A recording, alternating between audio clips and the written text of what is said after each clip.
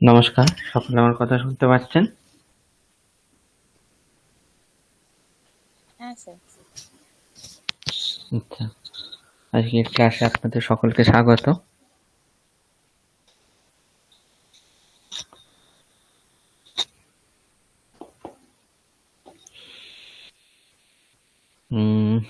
বাড়ির কাজ যেটা দেওয়া ছিল দেখলাম, তো দীপান্বিতা ম্যাডাম এবং চিত্রিতা ম্যাডাম আপনাদের একটু করে ভুল আছে, ঠিক আছে? তো প্রথমে চিত্রিতা ম্যাডামেরটা আমি বলি কি ভুল আছে। আপনার প্রথম যে বাক্যটা ছিল যে কল্পিতা পেন দিয়ে গল্প লিখছে, এটা ঠিক আছে। কল্পিতায়া লেখন্যা কথা লিখিয়েছে, এটা ঠিক আছে একদম। তারপর যে বাক্যটা ওটা কি আপনার সামনে আছে? হ্যাঁ স্যার আছে। পেজটা, হ্যাঁ, দ্বিতীয় বাক্যটা পড়ুন, কি লিখেছিলেন? বালকটি মাঠে বন্ধুর সঙ্গে ফুটবল খেলছে। হুম, বলুন সংস্কৃত অনুবাদ কি করেছিলেন পড়ুন। হ্যাঁ হ্যাঁ। বালাকাহ, এটা হচ্ছে কর্তরি বলবো না কর্মণি বলবো? দুটোই বলুন, প্রথমে হুম। কর্তরি বলুন কর- তো। কর্তরিতে করেছি বালাকাহ ক্ষেত্রে মিত্রেণ সহ কন্ডুকম ক্রীডতি। আর কর্মণিতে করেছি বালকেন ক্ষেত্রে মিত্রেণ সহ কন্ডুকহ ক্রীডন্তে ক্রীডতে ক্রীডতে। হুম, ক্ষেত্রে বলুন। ক্ষেত্রে। ক্ষেত্র, হুম, প্রথমে ভুল হচ্ছিল সেটা নিশ্চয়ই বুঝতে পেরেছেন। তো এখানে একটা ভুল হয়েছে, ঠিক আছে? এটা আপনি বুঝতে পারছেন না কি বুঝতে পারছি না আমি কোথায় ভুল আছে, কিন্তু ছোট্ট ভুল, খুব বেশি বড় ভুল না। একটা বানানে ভুল আছে, একটু হিন্ট দিলাম। আপনি কি এবার বলতে পারবেন কোথায় ভুল করেছেন? মিত্রেণ মূর্ধন্য। হুম, তাহলে এখানে দন্তন্য কেন লিখেছিলেন? আচ্ছা, ভুলবশত, মানে তখন অত খেয়াল করি। হ্যাঁ, যদি রকার কিংবা সকারের পর সাক্ষাৎ দন্তন্য থাকে সেটা তো মূর্ধন্য হয়ই, কিন্তু এছাড়াও কিছু কিছু বর্ণের ব্যবধান থাকলেও কি হয়, দন্তান্নকারের মূর্ধন্যকার হয়, ঠিক আছে? এটা কোন কোন বর্ণের ব্যবধান আছে? অনেকগুলি বর্ণ আছে, তার মধ্যে একটি বর্ণ হচ্ছে একার, ঠিক আছে? তো মিত্রেণা, এখানে দেখুন মিত্র, এটাকে যদি আমরা ভাঙি, তয় হসান্ত রয় হসান্ত এ, মিত্রে, তারপর দন্ত্যনা ছিল, তো রয়ের পর ইকারের ব্যবধান আছে, তাই দন্ত্যনাটা কি হয়ে যাবে, মূর্ধন্য হয়ে যাবে, ঠিক আছে? তাই মিত্রেণা এখানে মূর্ধন্য হবে, ঠিক আছে? তারপর দ্বিতীয় যে বাক্যটা লিখেছেন পড়ুন। দ্বিতীয় মানে কর্মণিতে। হ্যাঁ, মানে তৃতীয় বাক্য, সরি, দ্বিতীয় না, তৃতীয় বাক্য। দুজন শিশু দুটি কবিতা পড়ছে। হুম, শিশু কবিতে পঠতঃ, এটা কর্তরি। আর হুম, কর্মণিতে শিশুভ্যাম কবিতে পঠ্যেতে। হুম, একদম ঠিক আছে। এখানে কিন্তু একটি বড় ভুল করেছেন আপনি। কর্মণিতে কর্তাকে তৃতীয়ায় নিয়ে গিয়েছেন এবং সেটি দ্বিবচনে, ঠিক আছে, শিশুভ্যাম। তাহলে কর্তরিতে কর্তা কোন ও, বচনে থাকার হ্যাঁ কথা? হ্যাঁ হ্যাঁ, সরি সরি, হ্যাঁ তো ঠিক স্যার, দ্বিবচনেই থাকবে। হুম, দ্বিবচনে থাকলে তাহলে কি হবে? ঠিকটা কি হবে? ভুলটা বুঝতে পেরেছেন, এবার ঠিকটা বলতে হবে কি হবে। উম, গুরু। হুম, গরু, ওখানে কি বানান কি? উম, দীর্ঘ হবে। আমি বলবো না, আপনি আপনি বলুন না কোন হবে, দীর্ঘ হবে নাকি হ্রস্ব হবে। প্রথমত দেখুন, যদি হ্রস্ব রাখেন সেটা তো মানে না দ্বিবচন না একবচন, কোনোটাই বলা চলে না। একবচন হলে বিসর্গ দিতেন এখানে, স্যার কথা কাটছে। অবশ্যই দীর্ঘ হতো, কারণ সাধু হচ্ছে হ্রস্ব। আহ, এখন শুনতে পাচ্ছেন ঠিকঠাক? মাঝে মাঝে হ্যাঁ এখন শোনা যাচ্ছে, বল। হ্যাঁ এখন শোনা যাচ্ছে। আচ্ছা। তাহলে সাধু হচ্ছে উকারান্ত শব্দ।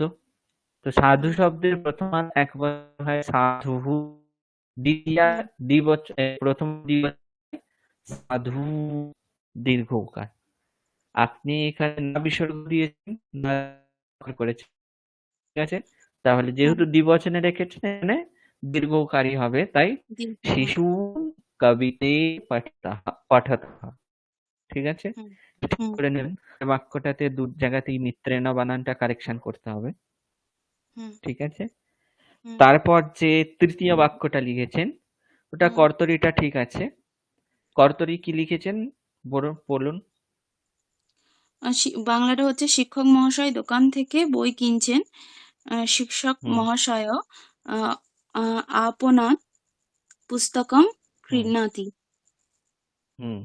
এটি ঠিক আছে একদম। তারপর কর্মণিতে শিক্ষক মহাশয়েন আপনার পুস্তকম ক্রীণাতিটা ভুল হয়েছে, ক্রীণতে এরকম হয়েছে, কিন্তু কি আমি কর্মণিতে ওটা কি হবে ক্রিয়াপদ আমি বুঝতে পারিনি। আচ্ছা, তাহলে ঠিক আছে। না জেনে এটা ভুল হলে অসুবিধা নেই। আগেরগুলো সব জানা ভুল কিন্তু। ঠিক আছে?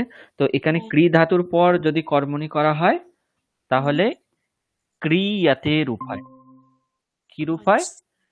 ক্রিয়াতে। ক্রিয়াতে। না, ক্রিয়াতে নয়, তাহলে তো রস্ব ইকার হয়ে যাচ্ছে। ক্রি ধাতুর কর্মণিতে ক্রিয়াতে, আর এই ক্রিয়াতে এক হয়ে যাবে। দীর্ঘ উকার আছে মানে দুমাত্রা উচ্চারণ করতে হবে, ক্রিয়াতে। ঠিক আছে? এটাও কারেকশন করতে হবে। তারপর শেষ যেই বাক্যটা লিখেছেন, সাহা মন্দিরে পুষ্পেনা, এখানে একটা ভুল আছে। দুর্গাম মূর্ধন্য। অর্চত। হ্যাঁ, এটা মূর্ধন্য হবে, কারণ সকারের পরও যদি ওই বর্ণের ব্যবধান থাকে, পকার এবং একারের ব্যবধান থাকলে দন্তন্য মূর্ধন্য হয়ে যাবে। ঠিক আছে? তো পুষ্পেনা এটা হবে। এবং কর্মণিতে যে করেছেন তেনা মন্দিরে পুষ্পেণা দুর্গা, তারপর কি লিখেছেন ওটা? অর্চয়াতে, এইটারও ক্রিয়াপদটা কি ভুল হয়েছে? অর্চয়াতে কি হবে? কি করে হবে? প্রথমে বলা হয়েছিল ধাতু, তারপর অন্তঃস্থ আকার একটা মাঝখানে যোগ হবে, তারপর তে আত্মনেপদের তে আসবে। ঠিক আছে? হ্যাঁ হ্যাঁ। তাহলে অর্চাতি, এখানে ধাতু কি আছে? অর্চ ধাতু না অর্চ ধাতু? অর্চ অর্চ।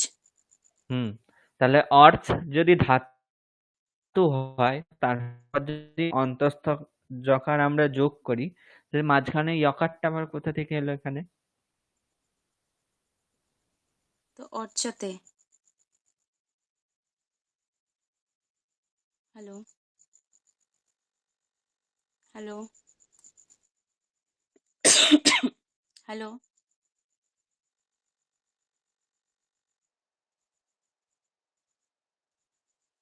Hello hello.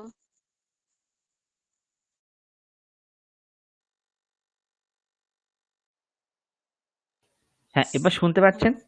হ্যালো? হ্যাঁ হ্যাঁ, শোনা শোনা যাচ্ছে যাচ্ছে। এখন?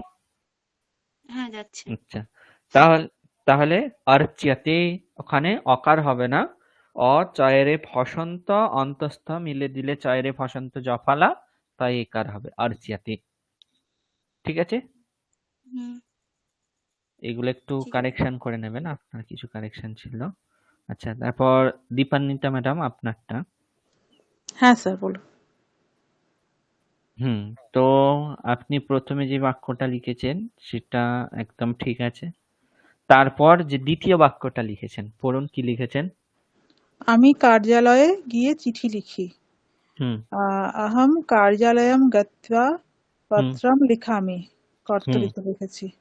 হুম তারপর আর কর্মণিতে লিখেছি মাম কার্যালয়ম গত্বা হুম পত্রম লিখ্যতে। এখানে একদম ঠিক আছে, শুধু একটি ভুল আছে, কিন্তু সেটি মারাত্মক ভুল। ঠিক আছে? হিন্টস দিচ্ছি, কর্তা প্রথমা থেকে তৃতীয়ায় যায়। এরপর বলুন কোথায় ভুল করেছেন। কর্তা প্রথমা থেকে তৃতীয়ায় যাওয়ার কথা, হ্যাঁ। তাহলে ও ভুল কি আছে? আহ, মাম করে দিয়েছি ওটা। হুম, ঠিকটা কি হবে? ওটা ময়া হবে। হুম, মায়া হবে। মায়া কার্যালয়ম গত্বা পত্রম লিখ্যতে। লিখ্যতে। আচ্ছা, চিত্রিতা ম্যাডামের মতো আপনারও একটা ছোট্ট ভুল আছে। 4 নম্বর যে বাক্যটা আপনি লিখেছেন, বালকাः প্রাতঃকালে ক্রীড়াঙ্গনে পাদকন্দুকম ক্রীডন্তি। হ্যাঁ। এই বাক্যটাতে ক্রীড়াঙ্গনে বানানটা একটু ঠিক করতে হবে। ওটা মূর্ধন্যকার হবে। ও আচ্ছা আচ্ছা। ঠিক আছে? ক্রীড়াঙ্গনে মূর্ধন্যকার হবে। তো এখানে তো রকারটা অনেকটা আগে আছে মাঝের ব্যবধানে, মানে তাও অনেকগুলো। মাঝে যদিও ব্যবধান আছে, কিন্তু যে কটার ব্যবধান আছে সবগুলোই ব্যবধান থাকলেও দন্তনকার হয়। ঠিক আছে? আচ্ছা, এটা আহ, মূর্ধন্য হবে। হ্যাঁ হ্যাঁ, দন্তানয়ের মূর্ধন্য হয়। সরি, আমার যদি সময় থাকে পড়াবার পর আপনাদের সকার কখন হয়, নকার কখন হয়, এটা একটু বুঝিয়ে বলে দেবো। ঠিক আছে, অসুবিধা নেই। উম, বাকি সব ঠিক আছে। আর সাধনা ম্যাডাম আপনি পাঠিয়েছিলেন, আপনারটাও দেখেছি, আপনারগুলোও সব ঠিক আছে। ঠিক আছে, তো আগের দিন ক্লাস থেকে যদি কারো কিছু জিজ্ঞাসা থাকে তাহলে করতে পারেন, না হলে আমরা কন্টিনিউ করব। জিজ্ঞাসা আছে কারো কিছু? জিজ্ঞাসা নেই, তাই তো? তাহলে আমরা আগের দিন কর্তরি এবং কর্মণি দেখেছিলাম। তো কর্তরি যে কর্তরি প্রথমা যত্র দ্বিতীয়াথ চ কর্মণি कर्तृवाच्यम भवेत् तत्तु ক্রিয়া কর্তৃনুসারিণী। অর্থাৎ যেই প্রয়োগে কর্তা থেকে প্রথমা বিভক্তি হয়, কর্ম থেকে দ্বিতীয়া বিভক্তি হয় এবং ক্রিয়ার বচন এবং পুরুষ কর্তানুসারী হয়, তাকে কর্তৃবাচ্য বলা হয়। এটা আমরা দেখেছি। কর্মবাচ্য দেখেছিলাম বা কর্মণি দেখেছিলাম যে কর্মণি প্রথমা যত্র তৃতীয়াথ চ কর্তরি কর্মবাচ্যম ভবেत् তত্তু ক্রিয়া কর্মানুসারিণী। অর্থাৎ যেই প্রয়োগে কর্ম থেকে প্রথমা বিভক্তি হয়, কর্তা থেকে তৃতীয়া বিভক্তি হয়, ক্রিয়ার বচন এবং পুরুষ কর্মানুসারী হয়, তাকে কর্মবাচ্য বলা হয়। এরপর আর একটা বাচ্য যেটি সংস্কৃতে প্রচুর পরিমাণে প্রয়োগ করা হয়, সেটা হচ্ছে ভাববাচ্য। ঠিক আছে, তাহলে আমরা দেখলাম যে বাচ্য বলতে কি বোঝায়। সাধারণত প্রাধান্য দেওয়া বা সেটাকে উক্ত করা। উক্ত বা বাচ্য, এটার অর্থ হচ্ছে প্রাধান্য দেওয়া। ঠিক আছে, তো কর্তারি বা কর্তৃবাচ্য মানে আমরা কি দেখলাম, যেখানে কর্তাকে প্রাধান্য দেওয়া হচ্ছে বা কর্তাকে উক্ত করা হচ্ছে। আর আমরা দেখেছি যেটা উক্ত হয় সেখানে প্রথমা হয়, বাদ বাকি যার থেকে যেই বিভক্তি হওয়ার কথা তার থেকে সেই বিভক্তি হয়। কর্মণি বা কর্মবাচ্যে আমরা দেখলাম কর্ম উক্ত হচ্ছে, তাই কর্ম থেকে প্রথমা, বাকি যেই সমস্ত কারক থেকে যেই যেই বিভক্তি হওয়ার কথা সেই সমস্ত কারক থেকে সেই সেই বিভক্তি হয়েছে। ঠিক আছে, পড়ে রইল ভাববাচ্য। তো ভাববাচ্যে কাকে প্রাধান্য দেওয়া হচ্ছে এরকম যদি প্রশ্ন হয়, তাহলে ভাববাচ্যে ভাববাচ্য কখন হয় সেটা আমাদের প্রথমে দেখতে হবে। ঠিক আছে, তো ভাববাচ্য তখনই হবে যখন সকর্মক এবং অকর্মক ধাতুর মধ্যে অকর্মক যে ধাতু সেইটি যখন থাকবে তখন ভাববাচ্য হবে। ঠিক আছে, তো এখন প্রশ্ন হচ্ছে কি, সকর্মক ধাতু এবং অকর্মক ধাতু কি, বা সেই সমস্ত ধাতু আমরা নির্ণয় করব কি করে? ঠিক আছে, আমরা অলরেডি ধাতুর অনেকগুলো ভাগ দেখেছি, আত্মনেপদ ধাতু, পরস্মৈপদ ধাতু। আবার বলা হচ্ছে এখানে সকর্মক ধাতু আর অকর্মক ধাতু। তো সকর্মক ধাতু এবং অকর্মক ধাতু কি এবং সেটিকে কিভাবে নির্ণয় করব, তার জন্য একটা ছোট্ট নিয়ম আছে। ঠিক আছে, তো সেই নিয়মটি কি সেটা দেখা যাক। বলা হচ্ছে যে কোনো বাক্যে যেই ক্রিয়া থাকবে, ঠিক আছে, ধরুন একটা বাক্য আছে যে আহ, আজকে বিশ্ববিদ্যালয়ে স্যার একটি মিটিং করিয়েছেন, ঠিক আছে, বা ছাত্রদের একটি মিটিং হয়েছে, ঠিক আছে, বা করিয়েছেন, এটা যদি ধরা হয়, তাহলে দেখুন কে করিয়েছে এবং কি করিয়েছে এই দুটো প্রশ্ন যদি আমরা করি, ঠিক আছে, মিটিং করিয়েছে তো এখানে করিয়েছে হচ্ছে ক্রিয়াপদ। এখন আমি যদি করিয়েছে এই ক্রিয়াপদকে কে দিয়ে প্রশ্ন করি, কে করিয়েছে এরকম যদি প্রশ্ন করি, তাহলে তার উত্তর কি আসছে? কে করিয়েছে। এরকম স্যার আজকে বিশ্ববিদ্যালয়ে একটি মিটিং করিয়েছেন, এই বাক্যকে যদি আমরা কে করিয়েছে দিয়ে প্রশ্ন করি, তাহলে উত্তর কি পাওয়া যাচ্ছে? কি স্যার ব্যাপার সবাই? করিয়েছেন। Sir sir. তাহলে স্যার উত্তর পাওয়া যাচ্ছে। এবং কি করিয়েছেন এটি যদি প্রশ্ন করা হয়, তাহলে কি উত্তর পাওয়া যাবে? Meeting meeting. করিয়েছেন।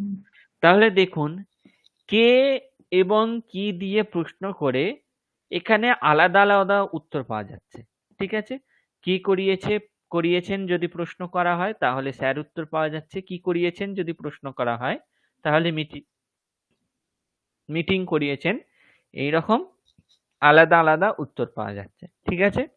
তো বলা হচ্ছে যখন একটি ক্রিয়াপদকে কে এবং কি দিয়ে প্রশ্ন করে আলাদা আলাদা উত্তর পাওয়া যাবে তখন তাকে বলা হচ্ছে সকর্মক ধাতু, ঠিক আছে।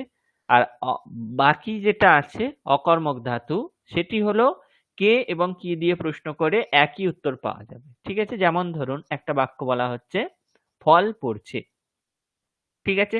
তো পড়ছে এখানে ক্রিয়াপদ আছে, তাকে কে দিয়ে প্রশ্ন করুন, কে পড়ছে, উত্তর কি পাওয়া যাচ্ছে? ফল।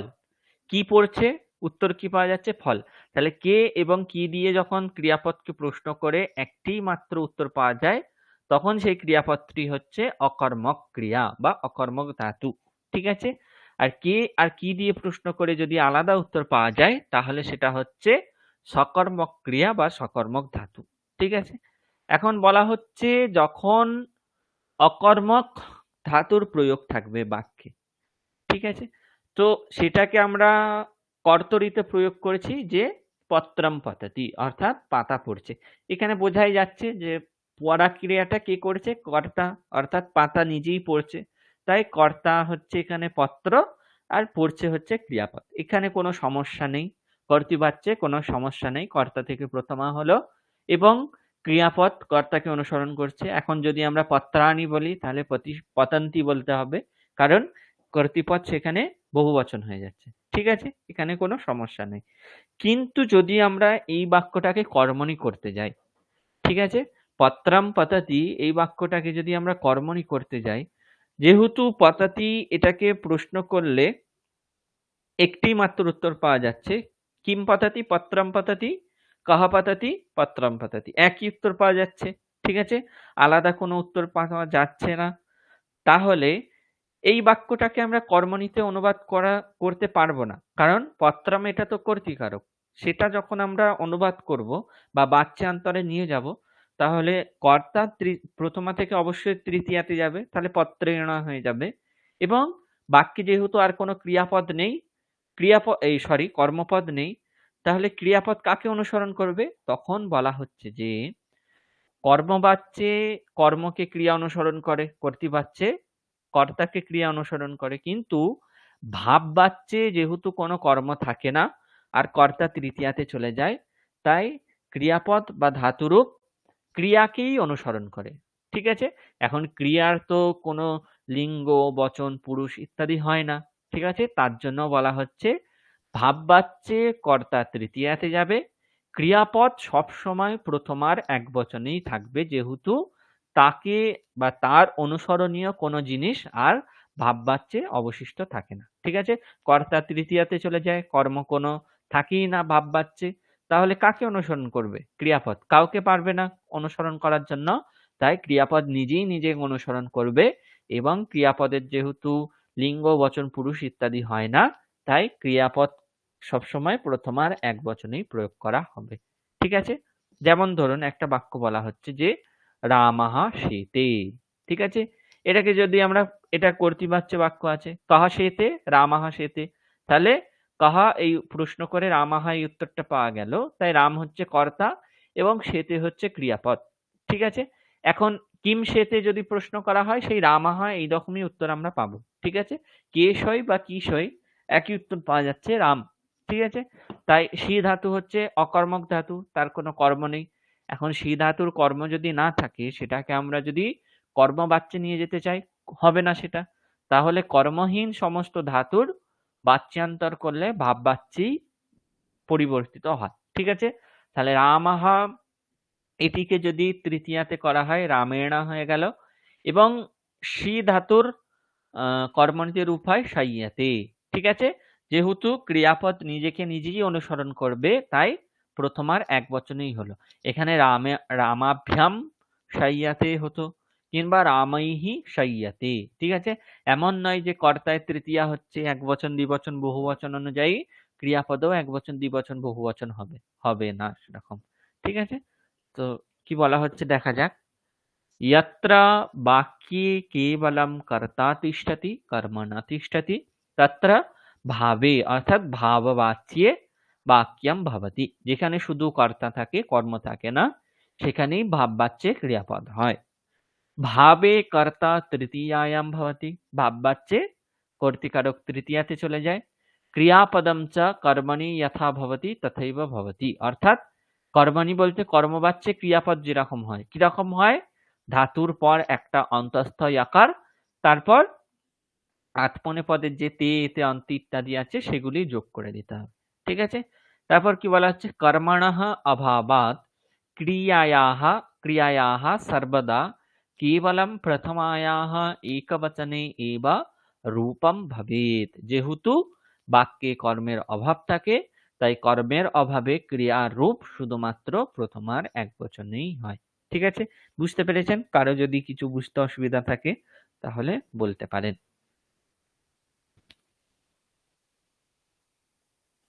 কারো কিছু প্রশ্ন কিংবা জিজ্ঞাসা? না স্যার।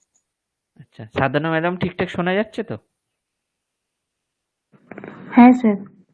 আচ্ছা, তাহলে এটা একটা বাক্য দেখা গেল। তারপর রামাহা ভবতি, এখানে ভবতি এটাকে কাহা দিয়ে প্রশ্ন করে রামাহা উত্তর পাওয়া যায়, কিম দিয়ে প্রশ্ন করেও ওই রামাহা একই উত্তর পাওয়া যাচ্ছে। ঠিক আছে, তাহলে ভূ ধাতু অকর্মক ধাতু, তার কোনো কর্ম নেই। এখন রামাহা ভবতি এটা করতে পারছে, তাই রামাহা এখান থেকে প্রথমা, ভবতি এটা প্রথমার এক বচনে আছে, যেহেতু কর্তা প্রথমার এক বচনে আছে, প্রথম পুরুষের এক বচন। কিন্তু যখনই এটাকে আমরা বাচ্যান্তর করব, যেহেতু কর্মবাচ্য এটা, সরি ভাববাচ্য হবে, তাই ক্রিয়া কর্তা তৃতীয়াতে চলে গেল রামেণ। ক্রিয়াপদ কাকে অনুসরণ করবে, যেহেতু অনুসরণ করার কেউ নেই, তাই প্রথমার এক বচনেই থেকে গিয়ে ভূ ধাতু, তারপর একটা অন্তঃস্থ আকার, তারপর আত্মনেপদের যেতে যোগ হয়ে গিয়ে ভূয়তে, রামেণ ভূয়তে। ঠিক আছে, বৃক্ষাহ বর্ধতে, বর্ধতে এটা হচ্ছে অকর্মক ধাতু। কিম বর্ধতে, বৃক্ষাহ বর্ধতে, কাহ বর্ধতে, বৃক্ষাহ বর্ধতে, একই উত্তর পাওয়া যাচ্ছে। এটাকে বাচ্যান্তর করলে বৃক্ষেণ, তারপর বর্ধ, এখানে আসল ধাতু হচ্ছে বর্ধ ধাতু, তারপর একটা অন্তঃস্থ আকার, তারপর আত্মনেপদের তে মিলে বৃক্ষেণ বর্ধ্যতে। এখানে বৃক্ষাভ্যাম বর্ধ্যতে, বৃক্ষৈহি বর্ধ্যতে, একই থাকবে, বর্ধ্যতে এটা প্রথমার এক বচনেই থাকবে। এটা শুধু এই কটা উদাহরণের ক্ষেত্রে না, যত সমস্ত উদাহরণে ভাববাচ্যের প্রয়োগ হবে সমস্ত জায়গাতেই ক্রিয়াপদ প্রথমার এক বচনেই থাকবে, তার কোনো পরিবর্তন হবে না। ঠিক আছে, আচ্ছা, এবার কর্তৃবাচ্য কর্মবাচ্যের ক্ষেত্রে যেমন একটি একটি করে আমরা শ্লোক বা কারিকা দেখলাম, এই ভাববাচ্যের জন্য একটি শ্লোক আছে। কি বলা হচ্ছে যে ভাববাচ্যে ক্রিয়াম ভক্তি, অর্থাৎ ভাববাচ্যে ক্রিয়া উক্ত হয় বা প্রধান হয় বা ক্রিয়াকে প্রাধান্য দেওয়া হয়। না কর্তারম না কর্মচ, অর্থাৎ কর্তাকেও বাচ্য বা প্রধান দেওয়া হয় না, প্রাধান্য দেওয়া হয় না, কর্মকেও প্রাধান্য দেওয়া হয় না। তত্র কর্তা তৃতীয়ায়াম, অর্থাৎ কর্তা তৃতীয়া হতে হয়, এবং ক্রিয়া ভাবানুসারিণী, অর্থাৎ ক্রিয়া হচ্ছে ভাব বা ক্রিয়াকেই অনুসরণ করে বা ক্রিয়ার অনুযায়ী হয়। ঠিক আছে? বাংলা অর্থ কি? যেই প্রয়োগে তিং প্রত্যয়ের দ্বারা কর্তা বা কর্ম উক্ত হয় না, কিন্তু ক্রিয়া উক্ত হয়, কর্তা থেকে যেখানে তৃতীয়া বিভক্তি থাকে, ক্রিয়া থেকে সবসময় একবচন এবং প্রথম পুরুষই হয়, তাকে ভাববাচ্য বলা হয়। বুঝতে পেরেছেন সকলে?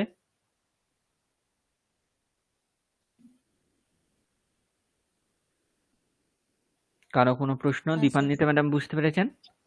হ্যাঁ, বুঝতে পেরেছি। আচ্ছা স্যার, ওই যেটা পত্রম পততি যেটা হলো, ওইটা তাহলে হবে পত্রেণ পত্যতে। পত্রেণ পত্যতে। ঠিক আছে? হ্যাঁ।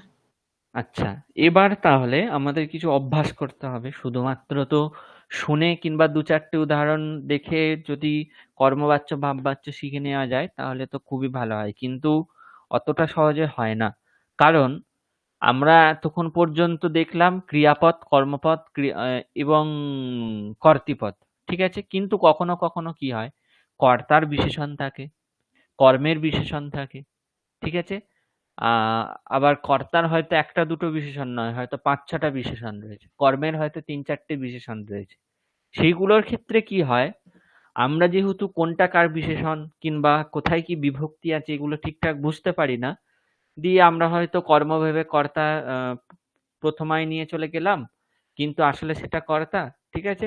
কর্তাকে কর্ম ভেবে তৃতীয়ায় নিয়ে চলে গেলাম, আসলে সেটা কর্ম। এইরকম কিছু গন্ডগোল হয়ে যায়। ঠিক আছে? তার জন্য কি হয়েছে, আমরা যাদের থেকে শিখেছি, মহারাজদের থেকে, তো ওনারা আমাদের কি করতেন, এরকম একটা শীট দিয়েছিলেন যেখানে প্রায় ৫০০টা বাক্য ছিল। ঠিক আছে?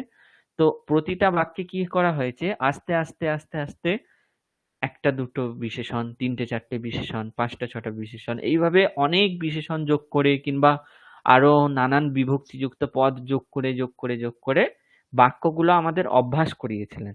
ঠিক আছে? তো যার ফলে কি হয়েছে, আমাদের জিনিসগুলো মাথার মধ্যে একদম দৃঢ়ভাবে বসে গিয়েছে। ঠিক আছে? তো হুট করে একটা কোনো পদ দেখলে আমাদের এখন সংশয় হয় না যে এটা আসলে কর্তা, কিংবা এটাকে আমরা তৃতীয়ায় নিয়ে যাব না প্রথমায় নিয়ে যাব, এরকম কোনো সংশয় হয় না। ঠিক আছে? তো আপনাদের তো ক্লাসে বসে বসে ধরে ধরে ৫০০টা বাক্য অভ্যাস করা সম্ভব নয়। আমি এখানে ওই উদাহরণগুলো থেকেই কিছু উদাহরণ এখানে আমি ছবি তুলে আপনাদের কাজ মানে প্র্যাকটিসের জন্য দিয়েছি এখন। তো বাকি যেই বাক্যগুলো আছে ওগুলো আমি আপনাদের পাঠিয়ে দেবো। ঠিক আছে? এখন আপনাদের কাজ হবে কি, প্রতিদিন মোটামুটি ১০টা-১২টা করে বাক্য একটা সপ্তাহ ধরতে পারেন, মিনিমাম ১০ থেকে ১৫টা বাক্য আপনারা বাচ্চান্তর করবেন এবং আমাকে পাঠাবেন। এটা মানে যতদিন পর্যন্ত ক্লাস চলবে প্রতিদিন করবে। ঠিক আছে? ওটা আমি আজকে ক্লাসের শেষে পাঠিয়ে দেবো আপনাদের শিটটা। এটা কন্টিনিউ হবে। এর সঙ্গে আমরা যা যা পড়বো সেগুলো তো, যা বাড়ির কাজ কিছু কিছু দেওয়া হবে সেগুলো করবে। ঠিক আছে? কিন্তু এই যে কর্মবাচ্য কিংবা কর্তৃবাচ্য করতে হবে, এর জন্য যে লিস্টটা দেওয়া হবে, ওখানের প্রতিটা বাক্য আমি চাই আপনাদের কাছে খাতায় লেখা থাক। ঠিক আছে? এবং সেগুলো আপনারা আমাকে পাঠাবেন, ভুল থাকলে আমি সংশোধন করে দেবো। এইভাবে সবকটা বাক্য আপনাদের শিখতে হবে। তার কারণটা আমি বলেছি আগেই, আরেকবার বলছি। আপনারা যদি এই প্রতিটা বাক্য বাচ্যান্তর করে ফেলেন, তাহলে এর মধ্যে বাক্যের যত রকম ভ্যারাইটি আছে, ঠিক আছে, ওই ৫০০টা বাক্যের মধ্যেই বাক্যের যত রকম ভ্যারাইটি হতে পারে, প্রায় সমস্ত রকম ভ্যারাইটি দিয়ে বাক্যের বাচ্যান্তর করতে বলা হয়েছে। ঠিক আছে? মোটামুটি আপনাদের সমস্তটা রপ্ত হয়ে যাবে। এখন তাহলে আপনাদের স্ক্রিনে যে বাক্যগুলো আছে, এই বাক্যগুলো একটু সময় নিয়ে অনুবাদ করতে হবে বা বাচ্যান্তর করতে হবে। তো এখানে একটা জিনিস বলে দিই, দেখুন প্রতিটা বাক্যের যে ক্রিয়াপদ আছে, যেমন প্রথম যে এই বাক্যটা বিস্মরতি, এখানে ক্রিয়াপদ, সেটির নিচে বিশেষ কি কি রূপ হয় সেগুলি দেয়া আছে। ঠিক আছে? তো বি পূর্বক স্মৃ ধাতু আছে এখানে। প্রথমেই যেটা আছে স্মরিয়াতে, এটা হচ্ছে কর্মনীতি রূপ। বি পূর্বক স্মৃ ধাতুর কর্মনীতি রূপ কি হবে? বিস্মর্যাতে। তারপর যেটা আছে এটা হচ্ছে ক্ত প্রত্যয়ান্ত রূপ, তারপর লিট প্রত্যয়ান্ত রূপ, এবং এগুলো হচ্ছে সব কৃত প্রত্যয়ান্ত রূপ। ঠিক আছে? তো এই দুটো রূপ আমরা পরে দেখবো, এখনো এত দূর আমরা যাইনি, এগুলো আমরা দেখবো পরে। কিন্তু প্রতিটার ধাতু তারপর কর্মনীতে রূপটা লেখা আছে। ঠিক আছে? এবার আপনাদের কি করতে হবে, কর্ম যদি একবচন, দ্বিবচন, বহুবচন এই ভেদে ক্রিয়াপদেরও যেই রকম চেঞ্জ হবে সেগুলো আপনাদের অনুমান করে ঠিকঠাক করতে হবে। ঠিক আছে? তাহলে এখন 35 থেকে 42 পর্যন্ত বাক্যগুলো আপনার সরি 35 থেকে এইদিকে 4টে, এইদিকে 5টা আর এই দিকের 5টা। ঠিক আছে? অর্থাৎ 35 থেকে 39 আর এইদিকে হচ্ছে 50 থেকে 54। এই যে 10টা বাক্য, এই 10টা বাক্য আপনারা এখন প্রথমে এখানে তো কর্তৃবাচ্যে লেখাই আছে, লিখুন এবং কর্মবাচ্যে করুন। করতে গিয়ে যদি কিছু অসুবিধা হয় তাহলে অবশ্যই জিজ্ঞাসা করবেন। তাছাড়াও যদি কিছু বুঝতে না পারেন সেটাও জিজ্ঞাসা করুন।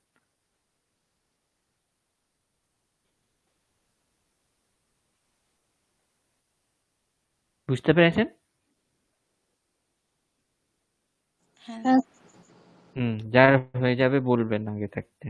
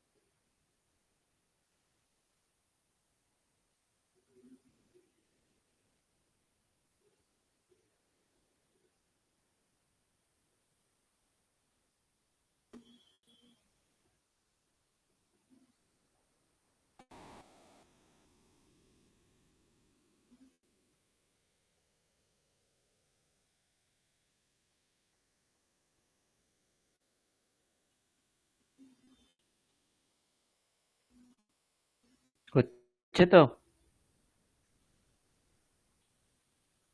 হ্যাঁ স্যার। হুম।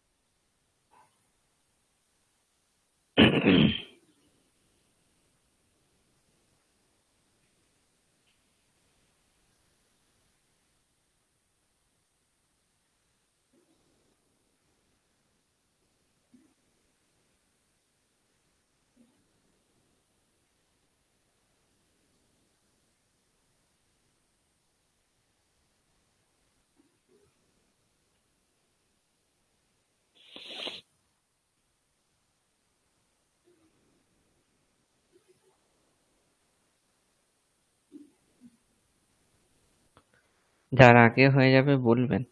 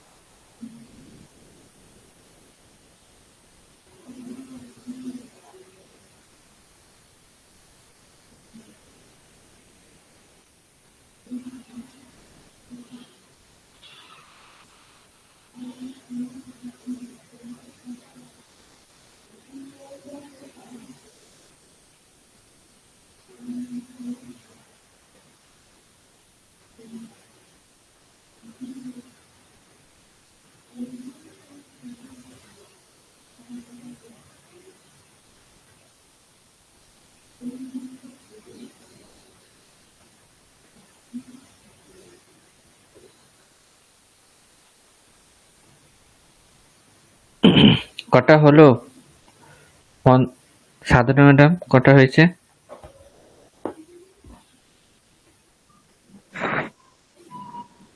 তো এদিকে 35 থেকে 39 আর এদিকে 50 থেকে 52। সবগুলো হয়ে গিয়েছে আপনার?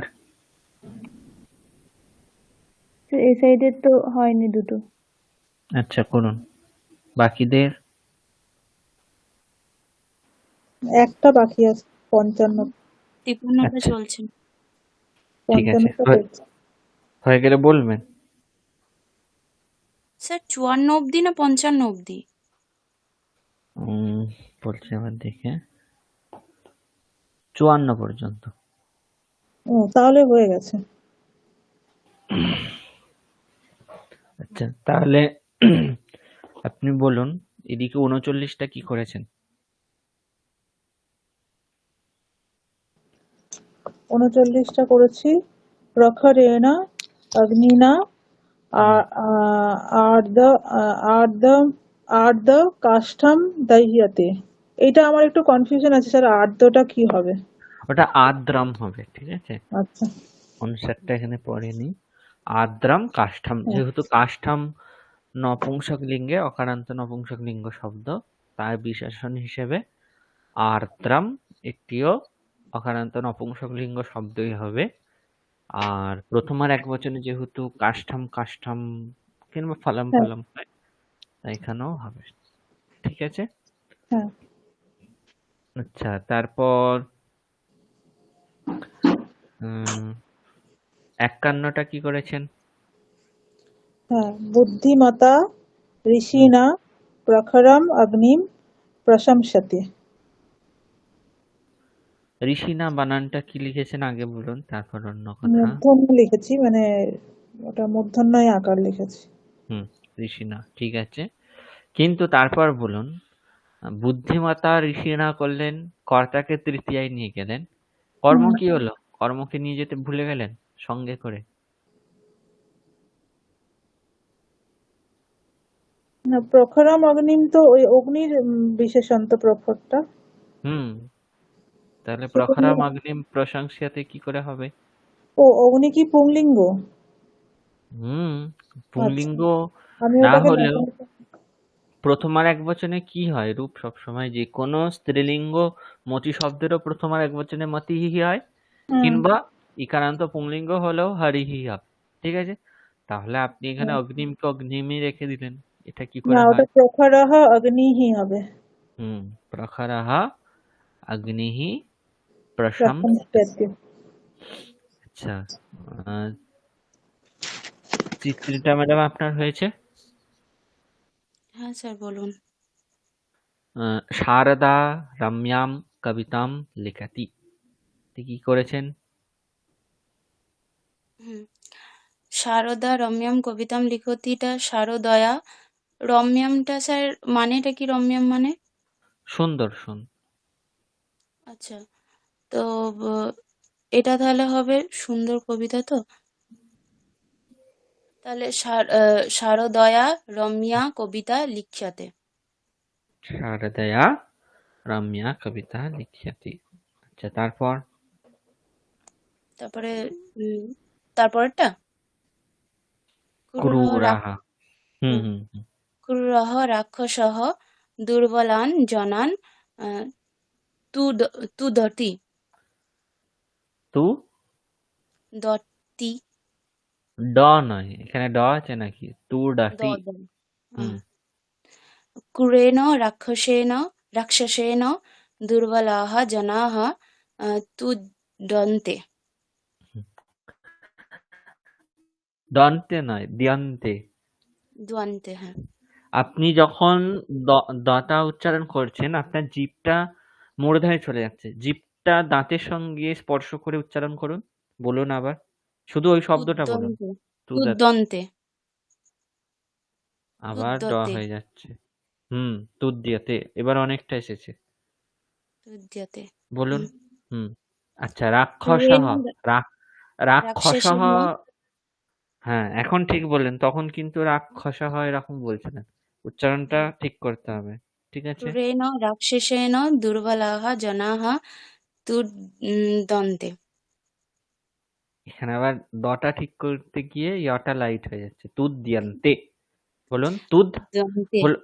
ছেদ করে বলুন। প্রথমে তুদ বলুন। তুদ ইয়ান্তে। যন্তে। একসঙ্গে। তুদ্যন্তে। হুম। তাও ড ভাবটা অনেকটা থাকছে। এটা আপনি বুঝতে পারছেন তো? মানে আহ, দ আর ড এর মধ্যে দুটোকে মিশালে যেই রকম জিনিসটা হবে, ঠিক আছে, আপনার উচ্চারণটা ওই ধরনের শোনা যাচ্ছে না। আপনি স্পষ্ট তুদ্যন্তে। হ্যাঁ, এখন স্পষ্ট এসেছে। ঠিক আছে, আপনাকে একটু উচ্চারণটা নিয়ে একটু বেশি নাড়াঘাটা করতে হবে। ঠিক আছে, কারণ উচ্চারণে দেখছি আপনার এখন অনেকটাই গন্ডগোল আছে। ঠিক আছে। হুম। আপনি যতটা পারবেন দিনে অন্তত একটা পেজ হলেও ডেলি সংস্কৃত পড়ার অভ্যাস করুন তো, তারপর ঠিক দেখছি আছে। আমি। হুম। হুম। আচ্ছা, স্যার তারপর তুদ মানে কি আছে, মানে অত্যাচার তুদ। করা এরকম? হ্যাঁ, তুদাতি মানে হচ্ছে ব্যথা দেওয়া বা কষ্ট দেওয়া। আচ্ছা। তুদা ব্যথা নেই বলে ধাতু আছে, অর্থাৎ ব্যথা দেওয়া বা কষ্ট দেওয়া। ঠিক আছে। আচ্ছা সাধনা ম্যাডাম, আপনি 50-এর যে বাক্যটা আছে কৃষিবালা হা, ওটা কি করেছেন বলুন? কৃষি বলহ হুম বীজানি হুম বপতি। হুম কৃষি বলেন বীজানি উৎপন্তে। বীজানি উপ্যন্তে। উপ্পন্তে নয়, উপ্যন্তে। উৎপন্তে। হুম। কারণ পরে প আর ইয়া দুটো মিলে প্যা, উপ্যন্তে। ঠিক আছে, যদি উচ্চারণ করতে অসুবিধা হয় উপ ইয়ান্তে দুটি একটু স্পিডে পড়ুন, দেখবেন একসঙ্গে হয়ে যাবে উপ্যন্তে। বলুন। উৎপন্তে। হুম, উপ্যন্তে। আচ্ছা, তারপর 38 নম্বর যে বাক্য আছে মাতা উমা, ওটি কি করেছেন বলুন? মাতা উমা হুম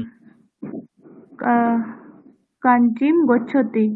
হুম মাত্রা উমা কাঞ্চি গম্যতে। মাত্রা উমা কাঞ্চি গম্যতে। কি ভুল হুম। আছে এখানে? কি ভুল আছে আপনি নিজেই বলুন, কি ভুল আছে? সে আগে উমাটা কি তৃতীয় করতে হবে? আপনি তো জানেন, মাত্রা করলেন, বিশেষণে আপনি তৃতীয়া করে দিলেন, কিন্তু বিশেষ্যকে যেমন ছিল তেমনই রেখে দিলেন। এটা কিরকম অন্যায় ব্যাপার? বিশেষণে তো রাগ হয়ে যাবে তাহলে। বিশেষ্যকে না নিয়ে আপনি বিশেষণকে চেঞ্জ করে দিচ্ছেন। মাত্রা আপনি চেঞ্জ করে দিলেন, যেখানে ভুল হওয়ার কথা সেটা আপনি ঠিক করলেন, কিন্তু যেখানে হওয়ার কথা নয় সেখানে ভুল করে দিয়েছেন। তৃতীয়া হবে কিনা এখানে সংশয় থাকারই কথা নয়, অবশ্যই তৃতীয়া হবে। তাহলে কি হবে? সে লতা শব্দরূপে বলতে যাবে কি এটা? আকারান্ত স্ত্রীলিঙ্গ শব্দ, উমা শব্দ। তাহলে তা- আহ, উম উময়া উমায়া।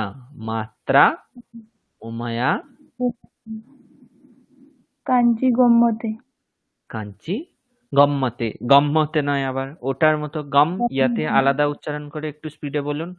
গম্যতে। গম্যতে। অনেকটা স্পষ্ট হচ্ছে, বুঝতে পারছেন? এইভাবে উচ্চারণ করলে ঠিকঠাক হবে। আর উচ্চারণের কি মাহাত্ম্য সেটা আমি আগের দিন আপনাদের বলেই দিয়েছি। ঠিক আছে। আর হুম। বিশেষ করে সংস্কৃতের যেই জিনিসটা বেশি, মানে সংস্কৃত বলতে যেই জিনিসটা আমাদের মধ্যে ভাইব যেটা সৃষ্টি করে সেটা হচ্ছে উচ্চারণ। আপনি একটা আপনার সামনে যদি ২ ধরনের একটা রেকর্ডিং চালানো হয়, একটায় দেখবেন উচ্চারণ খারাপ হচ্ছে একটু। ঠিক আছে? আপনি যদি ঠিকঠাক উচ্চারণ জানেন তাহলে আপনি বুঝতে পারবেন যে সেখানে গন্ডগোল হচ্ছে একটু উচ্চারণ। আরেকটা উচ্চারণ হচ্ছে যেটা একদম ঠিকঠাক উচ্চারণ হচ্ছে। দুটো রেকর্ডিং যদি আপনি শোনেন তাহলে অবশ্যই দেখবেন যেটা ঠিকঠাক উচ্চারণ মেনে করা হচ্ছে সেটা আপনার মধ্যে একটা আলাদাই আলোড়নের সৃষ্টি করবে। ঠিক আছে? একটা আলাদা শিহরণ জাগাবে মনে। আর যেখানে ভুল আছে সেখানে আহ, একটু যেন কেমন কেমন লাগবে, সংস্কৃতটা একটু পাতি পাতি এরকম মনে হবে। ঠিক আছে, কিন্তু আমরা ভুলটা নিজেদের মধ্যে রাখবো কেন? আপনারা টাকা পয়সা খরচা করে শিখছেন। ঠিক আছে, আমরা আপনাদের শেখাচ্ছি, আপনাদের শেখাটা যতটা কর্তব্য আমাদের শেখানোটাও ততটা কর্তব্য। তো আমি আছি, যতদিন আছি উচ্চারণ যতটা পারবো আপনাদের শোধরানোর চেষ্টা করব। তো আপনি একটু উচ্চারণ প্র্যাকটিস করবেন, ঠিক আছে? তাহলে মোটামুটি আমরা কিছু বাক্য অভ্যাস করে দেখলাম, আর কর্তরি কর্মণি ভাবে 3টে জিনিস আমরা শিখলাম, ঠিক আছে? এখান থেকে যদি কারো কিছু প্রশ্ন থাকে তাহলে করতে পারেন। প্রশ্ন নেই, তাই তো? আচ্ছা, ত স্যার এবং হ্যাঁ, বলুন বলুন। একটা ওই 54 বাক্যটাতে শুভ্রম, এই শুভ্রটা কি লিঙ্গ, কোন লিঙ্গ? কোথায়? 54 বামনঃ মুনিঃ শুভ্রম। ও, আসল বাক্য। আচ্ছা, এটা হচ্ছে কি লিঙ্গ সেটা দেখার আগে এটা কার বিশেষণ সেটা আগে বলুন তো। শুভ্রম, এটা কার বিশেষণ? ইন্দুর বিশেষণ। ইন্দুর বিশেষণ। তাহলে ইন্দু এটা কোন লিঙ্গ বলুন? শুভ্রতে আপনার সমস্যা আছে, ইন্দু এটা কোন লিঙ্গ? নাকি এখানেও সমস্যা আছে? পুল্লিঙ্গ। পুংলিঙ্গ। পুংলিঙ্গ। ইন্দু হচ্ছে উকারান্ত পুংলিঙ্গ শব্দ, মানে সাধু শব্দের মতো। তার বিশেষণ যদি হয় অবশ্যই তাহলে শুভ্র এটাও অকারান্ত পুংলিঙ্গ শব্দই হবে, ঠিক আছে? শুভ্রাহা ইন্দুহু। শুভ্রাহা মানে কি? শ্বেতাহা বা স্বচ্ছ, ঠিক আছে? স্বচ্ছ ইন্দু মানে হচ্ছে চাঁদ, ঠিক আছে? বামনঃ মুনিঃ শুভ্রম ইন্দুম পশ্যতি, অর্থাৎ বামন মুনি সাদা চাঁদ দেখছেন বা শুভ্র বা পরিষ্কার চাঁদ দেখছেন, ঠিক আছে? তারপর দেখুন এখানে আছে বলবন্তম দস্যুম, 56 নম্বর যে বাক্যটা আছে ওখানে বলবন্তম এটা কোন বিভক্তিতে আছে রূপটা? বলবন্তম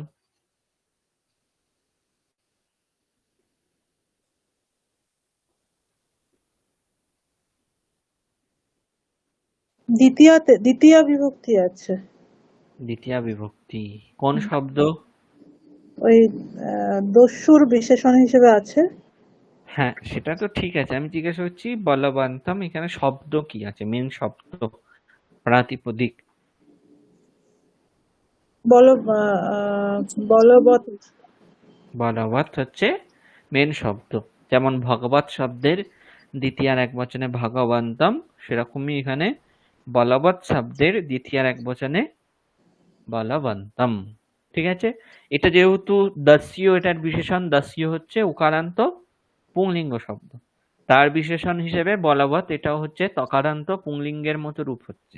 তকারান্ত পুংলিঙ্গ শব্দ হচ্ছে ভগবৎ শব্দ, তার মতো রূপ হয়ে বলবন্তম দস্যুম তাড়য়ন্তি রক্ষকাহ, অর্থাৎ রক্ষক যারা আছেন তারা কি করছেন? বলবান যে দস্যু তাকে তাড়ন করছেন বা মারছেন। তাড়নম মানে হচ্ছে মারা, তাড়য়ন্তি মানে হচ্ছে মারছেন, ঠিক আছে? আচ্ছা, তারপর ভগবান বিধিহি দীনবন্ধম পশ্যতি, এখানে বিধিহি এটা কার বিশেষণ? বিধিহি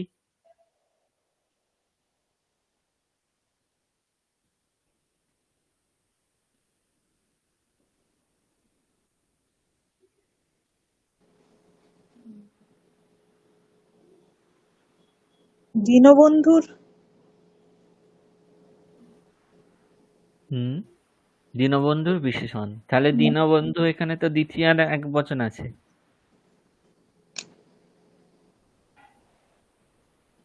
দীনবন্ধু এখানে তো ভগবানেরই দ্বিতীয় আর বিশেষণ, অ্যাকচুয়ালি ভগবানের মানে ভগবান বিধি মানে ভগবানেরই বিশেষণ। হ্যাঁ, কিন্তু মানেটা ভগবানেরই ঠিক ক্লিয়ার হচ্ছিল না।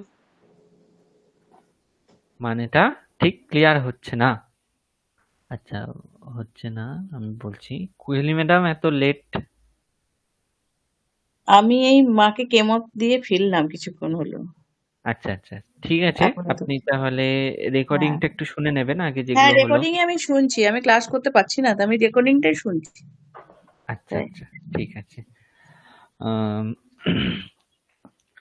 এই বাক্যটার অর্থ কি হচ্ছে তাহলে? ভগবান বিধি দীনবন্ধুকে দেখছেন।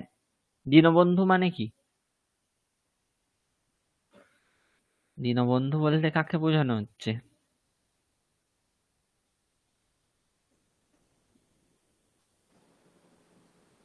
দীনবন্ধু তো ভগবানই, মানে শ্রীকৃষ্ণ।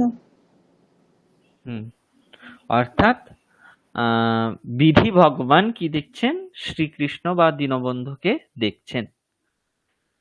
ঠিক আছে। আচ্ছা, সারমেয় মানে কি? ডগ ওখানে লেখাই আছে।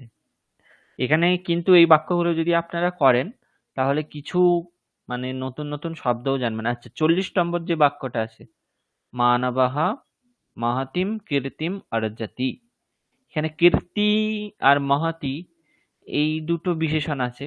ঠিক আছে। কীর্তি হচ্ছে স্ত্রীলিঙ্গ, ইকারান্ত স্ত্রীলিঙ্গ মতি শব্দের যেমন দ্বিতীয় একবচনে মতিম হয়, তার বিশেষণ হিসেবে মাহাতি, এটি হচ্ছে দীর্ঘ ইকারান্ত স্ত্রীলিঙ্গ শব্দ। নদীম যেমন হয় সেরকম মাহাতিম কীর্তিম। ঠিক আছে। এইভাবে তাহলে বিশেষ্য বিশেষণ ভাবগুলো এই বাক্যের মাধ্যমে তুলে ধরা হয়েছে। ঠিক আছে। বুঝতে পেরেছেন এটা সকলে? আরো যদি প্রশ্ন থাকে তাহলে বলুন, শুধুমাত্র এই বিষয়ে না, যে কোনো বিষয়ে, মানে আপাতত যেই পর্যন্ত পড়া হলো সব।